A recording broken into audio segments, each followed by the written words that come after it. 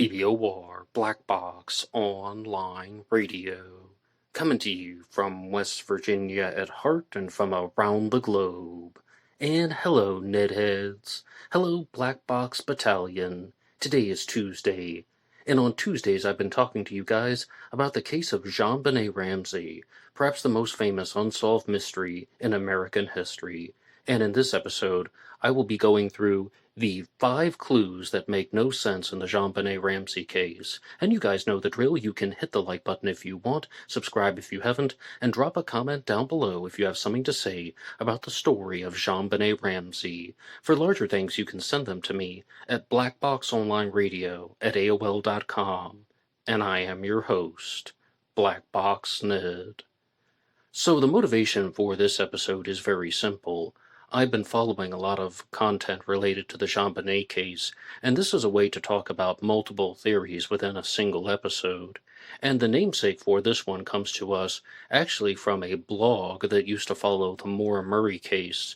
In 2015, one of the last blogs that I read from Blogger, or Blogspot as they called it, was one that was dedicated to the disappearance of Maura Murray from 2004, and one of the most famous posts that they put out was the 5 clues that make no sense in the Maura Murray case. So these are the 5 clues that make no sense in the JonBenet Ramsey case, and I'm also going to be responding to your questions, comments, and emails that you guys have been sending to blackboxonlineradio@aol.com. But I have one precursor. As many of you know, for a long time I've talked about how I thought that an intruder was responsible for the JonBenet Ramsey murder. I have received a lot of backlash over the internet, and I did my first JonBenet Ramsey episodes back in 2018, and I also made a series in 2022-23 that went over the new year, so to speak. And during those times, I never once wavered from my claim that an intruder was responsible for the JonBenet Ramsey case, as opposed to one of her family members. I never once backed down from that. I never had any doubts. Until this year. I mean, I've found a lot of persuasive points from you guys, and I'm now in the category of I simply do not know what happened. And I've also found that the experts also do not know what happened. It's almost as if whenever I listen to expert A, they have a different opinion than expert B. They have a different interpretation of the evidence than expert C. So it really is confusing. But to be clear, for the purposes of my discussions here on Black Box Online Radio, I use the terms like intruder, meaning anybody who was not John, Patsy, or Burke Ramsey. So really there are 4 possibilities. John Ramsey, the father, did it. Patsy Ramsey, the mother, did it. Burke, her brother, did it. And an intruder can be a family friend. It can be another family member, like even one of John Ramsey's other children, like John and Andrew, for example. And no, he's not my suspect. But, I mean, when I use the term intruder, it just means anybody that was not John, Patsy, or Burke. So let's get to the first clue in the JonBenet case that makes no sense. And this comes to us from the polling question that I gave you guys last week. When JonBenet was put to bed on December 25th of 1996, her parents claimed that she was wearing a red turtleneck. But when she was found dead on December 26th, she was wearing a white knit sweater. And to be clear, she was not wearing the red turtleneck underneath the white sweater. She was wearing a star-patterned shirt. So, who changed her? Who was responsible for that? And the top 2 choices that you guys voted for her were Patsy Ramsey and nobody. They messed up their cover story. This is a clue that indeed makes no sense, because no matter what your theory is, this should not be something that would have happened. And one person wrote this out on Reddit, a wonderful place, but their interpretation of this was that, I mean, lots of things happened to the Ramseys on December 26th. Their daughter was missing. They found her dead. Did they just get frazzled and lose awareness of what had happened in that exact moment? And I really tried to think about that. I tried to be as objective and honest as I could when I was evaluating that statement. And my response was, I don't think so. I mean, we had some family members in the house last night. Can I tell you what they were wearing? No. Maybe some colors, but no, I couldn't tell you what they were wearing. Could I tell you what shirt I was wearing last night? Yes, because I'm the one that put it on. If John or Patsy had changed her shirt, you would think that they would remember that because of the amount of time that it would take, and she was the one who did it. If Patsy did it, then she was the one who was involved with the process. When you're putting on someone's clothes or doing it to yourself, you're more likely to remember it. That's just my take on the subject. But the turtleneck would become the foundation of the theory from Detective Steve Thomas, who would claim that they said they put her to bed in the red turtleneck. She's found dead in a white sweater. Therefore, he just made the conclusion that Patsy killed JonBenet, that some type of dispute happened where Patsy was very upset with JonBenet, perhaps because of bedwetting, so she struck JonBenet in the head, then she staged the scene, wrote the ransom note, and everything. And my simple response to Detective Steve Thomas is that he is and was a professional. I mean, I am not, but it is always fundamentally wrong to just hear that one sentence and jump to the conclusion, oh, well, this person was the killer. Even if it turned out that he was right, that isn't some type of brilliant insight. That would just be getting lucky. I mean, that's all it would be. That's just taking a shot in the dark, and it happened to hit the target. And I do mean that because that's just ignoring all other possibilities, and it's not following the evidence. It really is just taking a shot in the dark that, oh, JonBenet wasn't wearing the red turtleneck, therefore Patsy killed her.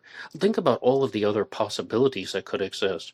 Number one, Patsy was covering for John. Number two, Patsy was covering for Burke. And number three, Patsy simply forgot, although I've already said I don't believe that. Now, JonBenet Ramsey was 6 years old when she was murdered, and I think that one simple possibility could be that she woke up by herself and she did it herself. Now, a lot of you are already expecting, what I'm going to say next, and you're probably thinking it too. JonBenet was reported to have been somewhat slow when it came to learning these types of habits and behaviors, somewhat coddled by Patsy, but also that she was not good at changing her own clothes. Very famously, she had to have the days of the week written on her underwear so she knew which one to wear. And I mean, I do think that that is something that would just explain everything. Oh, they put her to bed. Maybe she was in bed for 30 to 40 minutes, woke up by herself and changed her turtleneck. But the turtleneck was found balled up in the bathroom, not in JonBenet's bedroom. And it was in the bathroom on the sink.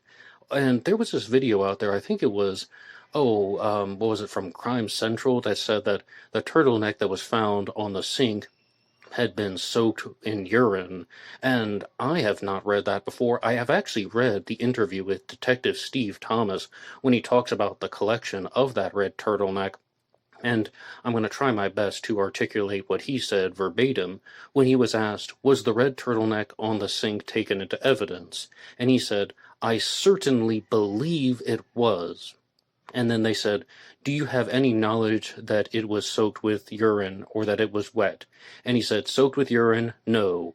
And then they said, or wet? And he says, or wet, meaning Detective Steve Thomas, who thought that was the cornerstone to the entire case, said directly that he had no knowledge that that red turtleneck had ever been soaked with urine. But, I do think that it's somewhat unlikely that JonBenet would have changed her own t-shirt and sweater. Put it on the pattern shirt and the sweater because she was reported to have not been very good at changing her clothes. You can let me know what you think about that one. Now, point number 2. The clue that does not make sense in the JonBenet Ramsey case, number 2. This is going to be the ransom note. And the reason why I'm saying this now is because it belongs on this list, and it's not going to be like some giant surprise at the end. I've talked a lot about the ransom note, but it is a clue that doesn't make sense. And I'm reminded of a discussion that happened on the Cooper Vortex that is hosted by Darren Schaefer, who does a podcast about D.B. Cooper, when he said, there are very few times in the true crime world when a clue leads to more questions than answers. And D.B. Cooper's money at Tina Bar would be one, the Goulston Street graffito in the Jack the Ripper case would be another, and the ransom note in the JonBenet Ramsey case.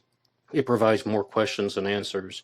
The ransom note is 2.5 pages long. It says, "Dear Mr. Ramsey, we have your daughter. If you want her to see 1997, you'll bring the $118,000. That one." And it's signed SBTC Victory, or Victory SBTC. So with this one, I'm actually going to defer to somebody, because I wanted to make this episode that is going to talk about different subjects, and I said I would get to some of your questions and emails. This was an email that was sent to us from Johnny D, and it says, "Hi Ned, I have followed you through YouTube mostly on the Zodiac case. Before Rick took down his comments, I wrote under the name Johnny on ZodiacCiphers.com. That of course would be Richard Grinnell. I think you are extremely pleasant and also insightful, and many times I have taken your side, Ned. But please, let me get this out of my system. One thing I have a hard time to understand is why you think that there was an intruder in the JonBenet Ramsey case. In your videos you referred to the eminent book written by Lawrence Schiller, Perfect Murder, Perfect Town. I like that, but I don't think you have studied the book fully. You see, I don't think there is much of a chance for an intruder theory.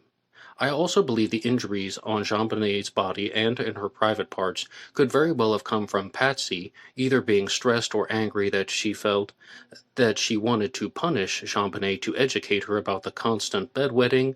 I believe Patsy maybe was tired and just exploded, and maybe the flashlight on the kitchen table was the murder weapon.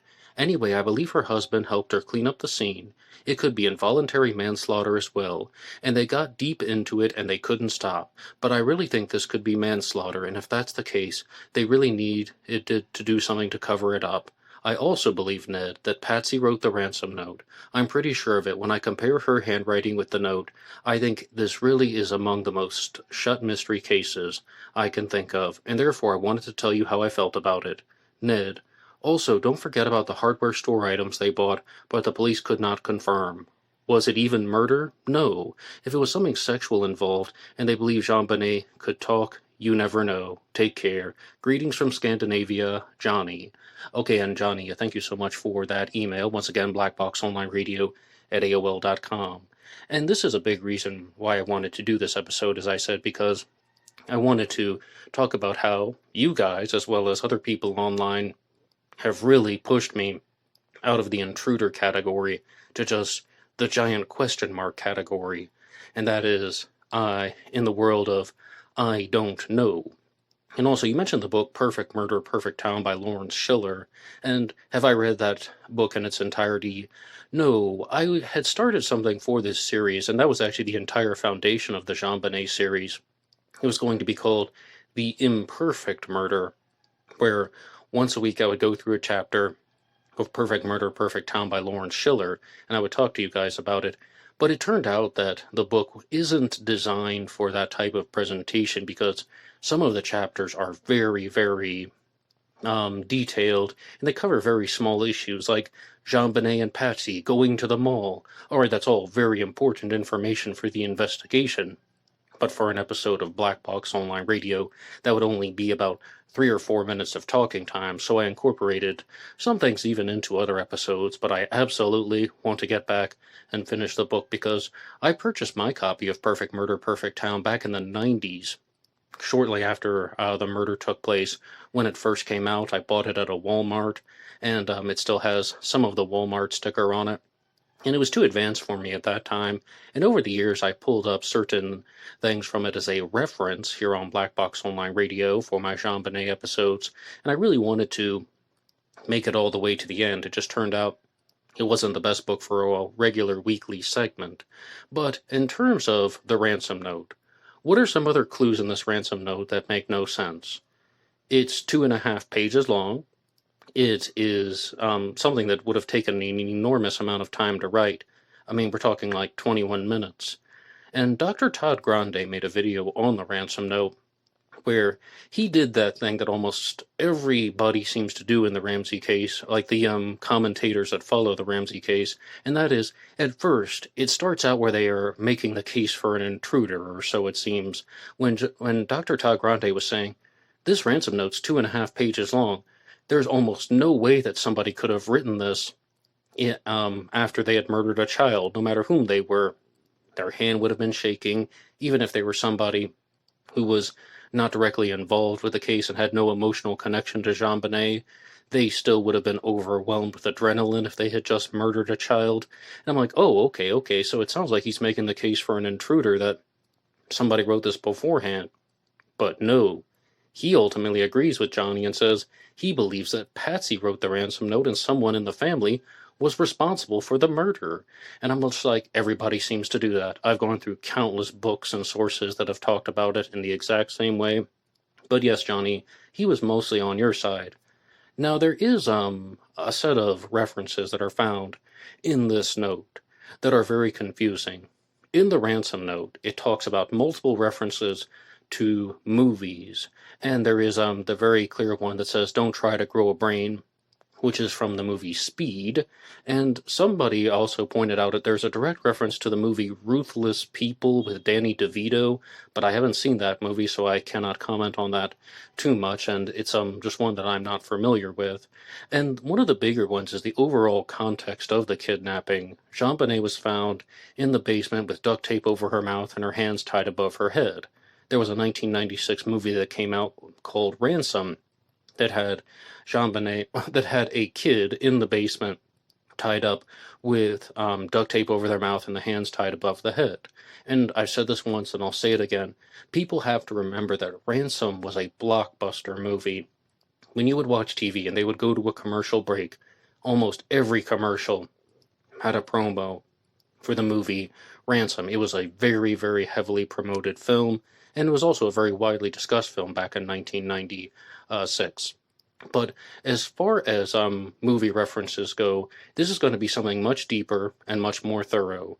There's a channel out there called Crime Raid that talked about a possible inspiration for the entirety of the ransom note. And this is a movie reference to The Prime of Miss Jean Brodie with Maggie Smith. Now, JonBenet's mother, Patsy Ramsey, was a beauty queen, and she was a former Miss West Virginia, wonderful state, and when beauty queens compete in pageants, they have to do something called the talent portion, and they stated that Patsy Ramsey's talent portion was regularly reciting and reenacting a scene from the movie The Prime of Miss Jean Brodie, and it's available on YouTube for free, and I watched this one, but I was told from Crime Rate to pay attention to a very specific detail, and that is that there is a note in that movie that is forged. It's not 2.5 pages long, it's 1 page long, and, I mean, this is kind of just a nutshell version. 2 schoolgirls are writing a note pretending to be their teacher, and then the note is found, and the headmistress of the school calls in the teacher, whose name is Miss Jean Brodie, and she says, "Hey, what is this? This is a note that says that you wrote it, and it says all these terrible things." And she takes one look at that and says, "No, clearly I didn't write this. There are 2 sets of handwriting, and it's written in a childish way. This is a forgery." But it's all about that. It's about forging a note to try and fool and deceive people. And, like somebody who is extremely familiar with that movie, who would recite it at all of her beauty pageants, might have that type of instinct. And as I said, I got pulled out of this realm of thinking involving the intruder theory because those are some things that I think are very, very hard to dismiss, the amount of similarities. And if you do ever watch the movie The Prime of Miss Jean Brodie, it's about a very enthusiastic school teacher played by Maggie Smith, and at first I thought, alright, it's a reasonably entertaining film. It doesn't seem to have much of a character arc, but wow, the last 10 minutes of that movie were just absolutely amazing, and it turns out that this character, Miss Jean Brodie, might not actually be a good person. It's a very gray area film where you don't know who to side with, and it shows how complicated life is. And again, all of this stuff just seems to be emotionally fitting for the Ramsey case. But once again, I think that the clues on the ransom note, the words on the ransom note seem to make no sense. Another one is, in the ransom note, it says very clearly that there are 3 people who are holding JonBenet, who represent a small foreign faction. And somebody else on YouTube, whom I don't remember, or else I would give him a shout out, said, "What exactly is this small foreign faction? Is this Hans and Carl from Die Hard?" And my honest response is yes. Yes, it is. Because, I mean, I've seen the movie Die Hard many times. It was one of my favorite films as a teenager. It still is one of my favorite films. But not only does that movie feature small foreign factions, I mean, it's just that. It features small foreign factions, plural. There's even like a scene where Hans and Carl, as I just listed them off, sit down and they start talking about how they want the release of other small foreign factions, including the 7 members of the Asian Dawn. I read about them in Time magazine, he whispers to Carl. But, like, I mean, they talk about small foreign factions. That is just another movie reference. So it really appears that the ransom note is a dud. But that's not a revelation. I've said that, you've said that, everybody says that. And I do mean that. I cannot think of a single person who actually believes that the ransom note was genuine, that anybody wanted to claim the $118,000. What I had thought of in the past was that the intruder entered the house, they were in the basement for 1 to 4 hours, they wrote the ransom note to pass the time, and also they concocted and modified their plan about using the garrote, and that they placed it there as a diversion. They did indeed want to take JonBenet's body out of the house, but when she wouldn't fit in the suitcase in the basement, they abandoned the plan, and they left her there. Alright, though, but as I said, right now, I'm definitely more in the uncertain terms. And that will bring us to the next one here. And if we're going to talk about clues that make no sense, I've talked to you about John. I've talked to you about Patsy. Right now, I think it's time to talk about theories that involve Burke Ramsey and his possible involvement in his sister's murder. So, number 3, a clue that makes no sense in the JonBenet Ramsey case. Burke returning downstairs, or Burke admitting that he went downstairs for a second time. Because the Ramsey said that they went to their Christmas party, they put JonBenet to sleep, and then they were awake for a while, but then Burke went to bed, and he stayed in bed all the way until the next morning before, he stayed in bed until after JonBenet had already been reported missing. When Patsy called, 911 said that JonBenet was missing.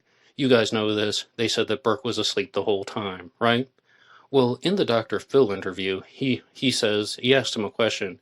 You went downstairs a second time, right? And he says, yes. And this has also been highlighted in the Crime Junkie interview with John Ramsey, where the host brought this to John Ramsey's attention that, all right, now Burke says he went to bed, and then he says he got up and went back downstairs another time, and then John Ramsey says, I didn't know that. I've never heard of that. He's just completely deer in the headlights. And does this mean that there's something fishy going on with their cover story? Does this mean that somebody faltered? Does this mean that Burke faltered? Well, I mean, it really is quite odd. And John Ramsey tried to reconcile this by saying that what he was probably talking about was, yeah, he did go upstairs, but then he came down before he went to sleep, and they were actually trying to put together a Christmas gift that Burke had, like assembling a toy set, and then he went to sleep. That's probably what he was referring to, but, I mean, that means that Burke's movements are much more questionable. And I have another email that I would like to read. This is one from somebody who chose to remain anonymous, so I will not be referring to them by name, but they did send this to blackboxonlineradio at AOL.com. And it said, Hi Ned, just listening to your thought-provoking, excellent piece on JonBenet, and I have some comments about the JonBenet Ramsey case. I was in my study in Atlanta, their hometown, the night that it was broadcast on the news, and I've been studying it ever since. Here's what I think. I think the Ramseys invited one of Burke's young friends over to accompany them on their big red boat vacation. I think he was also brought into the house to sleep overnight. They all went to bed fairly quickly.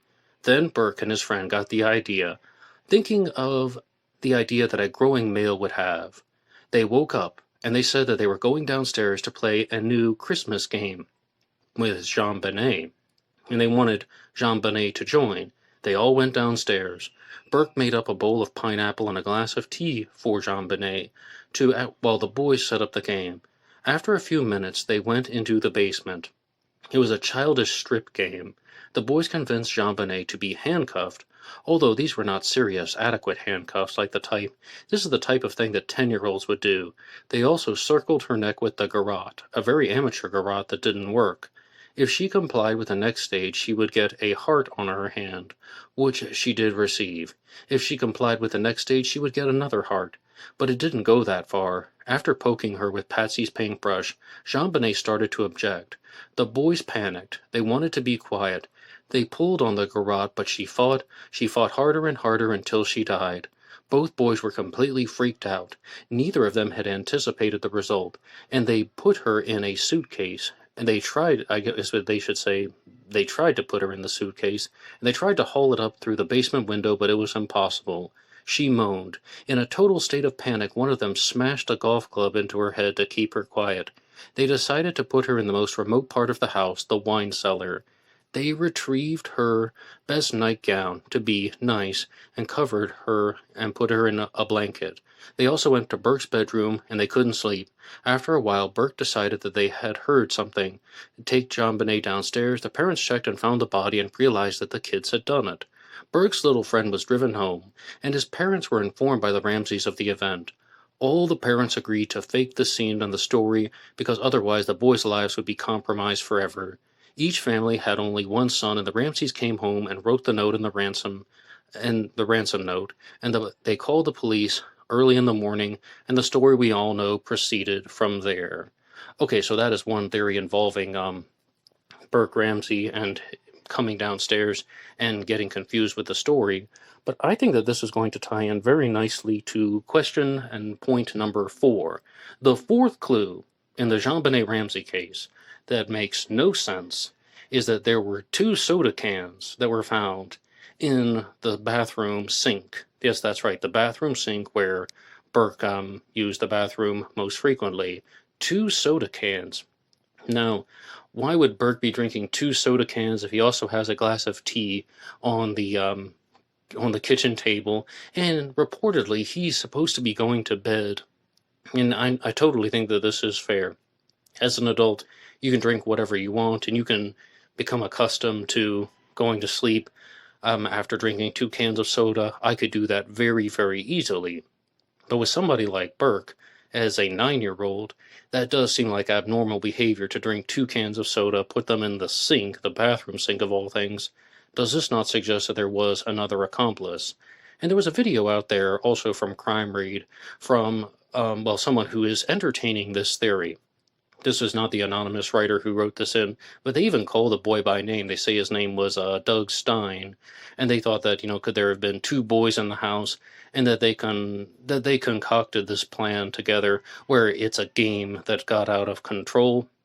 There are a lot of problems with this particular type of theory, I think, and one of them would just be, you'd have to really verify that there was a second boy in the house. I know the soda cans would indicate that there was, but we would need some more supporting evidence than something that is simple as that. The reason why I'm talking to you about the 2 soda cans is this is something that genuinely does not make sense.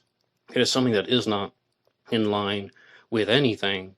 But I would like to turn it over to you guys. What do you think about this theory that involves Burke and another participant?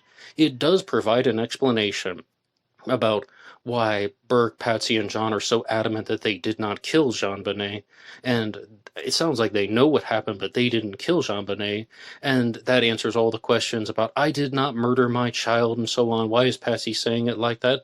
Well, she knows that she didn't do it, and she might even know that Burke didn't do it. It was this other friend that they brought into the house. But I also want to be very clear about some things. People have lots of theories in the JonBenet Ramsey case. People have arranged so many different theories, and I would like to go through them with you right now, because one of them that somebody just wrote out in the comments section was that someone said that they thought that Patsy woke up, she found JonBenet missing, and that she started looking through the house, like JonBenet's bedroom, the kitchen, JonBenet's not there, so she panicked, and she wrote the ransom note herself to try and draw attention to the kidnapping so that the authorities would take the kidnapping more seriously. And at first, I was just going to play the plausible deniability card saying, you got to give me more evidence before I entertain something like that. But I think that I can actually challenge that one with, with some substantial points, and that is that Patsy quotes the ransom note multiple times when she's on the phone. So this idea that Patsy would have called 911 before the police would have arrived, I mean, that just doesn't necessarily make sense. And if she thought her daughter was genuinely missing and had been abducted, she would write the ransom note before calling 911. That also wouldn't make sense. I mean, Patsy says very clearly, it says SBTC Victory on the note. She claims she didn't read the whole thing, but she's still able to recall certain parts of it. So, I mean, that just I don't really think there's a lot of credibility to that theory that Patsy woke up, found JonBenet missing, so she wrote the ransom note as just a way of making the police more interested in the case. So I am sorry, but I don't agree with that. There's another variant of this theory that is going out there, and it's also, I would just put in the category of Patsy wrote the ransom note and an intruder actually did it. There's another variant of that theory, and it was from the channel Brain and Beyond. It wasn't the host's original observation, but she was sharing someone else's theory. But the difference is, this isn't just somebody in the comments section. This channel Brain and Beyond has over 14,000 subscribers at the time of this recording. That host has a huge audience, and what she was saying is, the theory that covers all the bases is, John and Patsy found JonBenet missing, then they found her dead, and they thought Burke did it, so they wrote the ransom note, and they staged the cover-up, and then they realized that Burke didn't do it, and it actually was an intruder, and then they had to get locked into their story, and I was just thinking, whoa, wait, what? What are you saying? The intruder did it. Burke didn't do it. But the parents just didn't believe him, so they wrote the ransom note, and then they just couldn't back down from that? I mean, I was just, again, I want to play the plausible deniability card, but I see what they're trying to do. And on this channel, Brain and Beyond, they're providing the rationale for this, that would explain why there could be this voice that's heard on the back of the 911 call. He's like, what did you tell them? We don't want to talk to you. All about how they just blamed Burke for it. That would explain, well, almost everything about how and why she's found in the basement. Oh, it was the intruder, but the parents actually thought it was Burke before. I mean, no, I'm sorry. I'm trying to give them credit, but let me just be very frank and honest. I don't care who you are. If you find your child dead and you immediately think, oh, it was my son, no, I didn't do it. You're a liar. I'm going to write a 2.5-page ransom note and call the police, and I don't think that's what happened.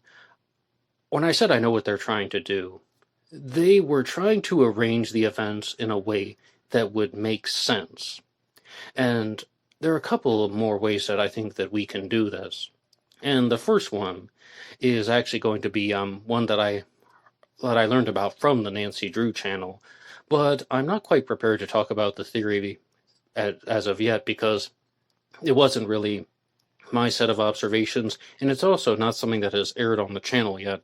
Somebody has created something and they shared with the Nancy Drew channel that talks a lot about the JonBenet Ramsey case, but I will be making a video about that in the future when they choose to go public. Normally, I don't share unpublished research unless somebody gives me their permission or they send it directly to the show. That was for somebody else's show. But I would actually just like to turn it over to you guys. Do any of those scenarios make sense? It was an intruder, but Patsy thought that it wasn't, so she wrote the ransom note. I'm sorry, can I just say that is too ridiculous to actually take seriously? And Burke was even denying it. No, I didn't kill JonBenet. You shut up. We know you did it. So instead of just calling the police, they fake some type of kidnapping? I cannot take that seriously. But this will bring us to another point from Brain and Beyond, and it's actually going to go immediately on point number 5. Question and issue number 5. What is one clue in the JonBenet Ramsey case that does not make sense? The high-tech bootprint.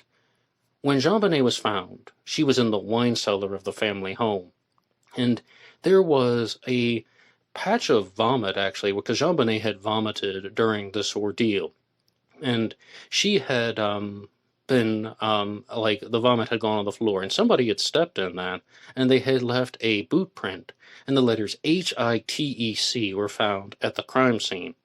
And this is one where there has been just an enormous amount of info that goes around on the internet. Some people say that it was matched to John. I've never found a supporting source for that. Some people say that it was matched to Burke. I've never found a supporting source for that. And there's also the claims that it was an intruder named Michael Helgoth who owned a pair of high-tech boots, although his were a different size. And Brain and Beyond ultimately shared a concluding message. The host of that program is a clinical psychologist who is trained in forensic investigations, but she introduced herself as a clinical psychologist. And again, every expert seems to have a different take on the subject. And at first, she was sharing this theory about how that the Ramsey simply thought that Burke did it, so they forged the ransom note to try and cover for him. But she retracted that in her three-part JonBenet series, and she ultimately ended up saying that she thought that an intruder was responsible for JonBenet's murder, and that the high-tech boot print could have been traced back to an individual named Michael Helgoth who worked at a junkyard, who had a property dispute with John Ramsey, who also perhaps had some type of tendency to do bad things to children. Let's just leave it at that. And she brought up something that was really interesting to me, because she's like, I think it was this guy Michael Helgoth, but the boot print didn't match, and he also commits suicide in a very suspicious manner after the murder takes place, and it's almost like he thought he was going to get captured, so he killed himself. But again, he might not have actually done that. He may have been murdered. So what she began to think was, it sounds like it could have been Michael Helgoth and at least one other participant. And my jaw just kind of dropped. I mean, if you go back to my older episodes, especially from 2018, 2020, thereabouts, that was my theory. That really was my theory. I was like, I thought that it was Michael Helgoth and at least one other participant. For a while, I even thought two participants. That there actually was a woman who was writing the note while the other two men were committing the murder and that thing. And the ransom note was true about how there are two men that are watching over your daughter that don't particularly like you. I thought that that was all true. But I had to realize, once again, that I don't know any of that. And when you watch a true crime show, like even on True Crime with Aphrodite Jones, they talk about how Michael Helgoth's boot print was matched to the crime scene. They also will say things like, oh, the red clay soil that was found at the crime scene was also the same to the red clay soil that was around his house. And it's not only the Aphrodite Jones episode, it's also, there's at least one other documentary that says all of this as certifiable facts. But a simple Google search will show you that Michael Helgoth did indeed own a pair of high-tech boots, but they were not the same size. And that ended it for me. I was like, okay, it's they're not the same size. And somebody was like, whoa, you're just going to abandon a theory like just like that? And I'm like, this is contradictory evidence. Yes, I'm going to follow the evidence. But Brain and Beyond brought this up, and she said that she thought maybe they just measured the boot print at the Ramsey crime scene inappropriately or incorrectly, and it was Michael Helgoth's boot print. All right, I completely admit that that is something that I did not consider, but I just think the high-tech boot print has not been matched to the Ramseys. I'm not convinced at all that it was Michael Helgoth's. I will approach it with a more open mind, and in the future, I would love to do a much bigger presentation on that. I have one episode called Did Michael Helgoth Murder JonBenet Ramsey? But I think it's time for a follow-up episode, especially to take these comments from Brain and Beyond into consideration, even though I was extremely critical of some of the comments that she made, or even the fact that she gave leniency to that one theory. I did really, really like her presentation. But, she's a forensic psychologist, and she's like, yeah, an intruder murdered JonBenet. Maybe it was a team of two. Well, Dr. Todd Grande is also a psychologist. I mean, I think his PhD is in counseling education, but, he talks about psychology on his channel, and he's like, well, I think it's odd that someone would have written the ransom note after the murder took place, but he thinks that it was Patsy Ramsey who wrote the ransom note, not an intruder. And then, of course, the FBI profiler John Douglas also states that, he thought that an intruder did it who had some type of grudge against John Ramsey, and it was a sexual predator. Pat Brown, another criminal profiler, was like, no, the Ramseys know who did it. Maybe they're covering for Burke. Every expert seems to have a different interpretation of the evidence. And when I'm just like watching 3 or 4 videos in a row, it is so just mind-boggling about how all of these people, some of them have PhDs, some of them have just spent 40 years in the game, they're all coming to different conclusions. And this is something that is utterly nerve-wracking. Do I say that I support the intruder theory now? No, I say I have no idea now. And this is something where I really just had to come down from the cloud once again and admit that I just don't know what's going on. And if you guys have some insight, though, as you see, I'm totally willing to read off somebody's email for Black Box Online Radio and incorporate it into the discussions. And the last things that I will conclude with is that there is a series of videos on the channel, The Deception Detective, that I've been talking about over the last 2 weeks on the JonBenet Ramsey case. And he has numerous videos on JonBenet Ramsey. He claims to be an attorney that is trained in statement analysis. But one thing that he said in almost all of the JonBenet videos was that he called out a YouTube fitness guru named Liver King, and that his training in statement analysis showed him how Liver King was lying about everything. I had heard of this guy, because on like the related videos, the recommendations, I was encouraged to watch videos about Liver King and some scandal. I had never watched any of them. I had no exposure to the story, but I decided to just sit down and watch, a couple of them. There's a very famous one from the channel Internet Anarchist. He makes some flashy presentations, if you will. And this guy, the deception detective, is saying that this is one of his credentials. He's showing how he can spot deception in people's statements because he called out Liver King and everything that he said was right. I turned on the video for 3 seconds. I mean, it really is like the first 3 sentences that he says, and I knew that he was lying. This guy's like, I don't use shampoo. I don't use soap. I keep my body strong by eating raw beef liver. That's why they call him Liver King. And I'm like, well, I could have told you that that guy was lying. You don't need to be trained in statement analysis for that. That's just blatant, fraudulent behavior. I mean, you don't use soap, you keep your body clean and strong by eating raw beef liver?